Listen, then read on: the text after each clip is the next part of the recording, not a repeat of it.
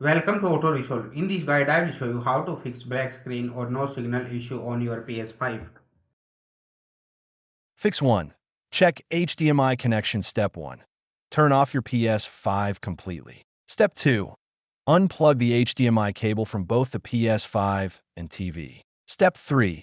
Reconnect the HDMI cable firmly. Step 4. Turn on the PS5 and check if the signal appears. Fix 2. Try a different HDMI port or cable. Step 1. Switch the HDMI cable to another port on your TV. Step 2. If still no signal, use a different HDMI cable. Step 3. Turn on the PS5 and test again. Fix 3. Boot PS5 in safe mode. Step 1. Turn off PS5 completely. Step 2. Hold the power button until you hear a second beep, 7 seconds. Step 3. Connect the controller via USB and press PS button. Step 4. Select Change Video Output and choose the correct resolution. Fix 4. Check TV input and resolution settings. Step 1.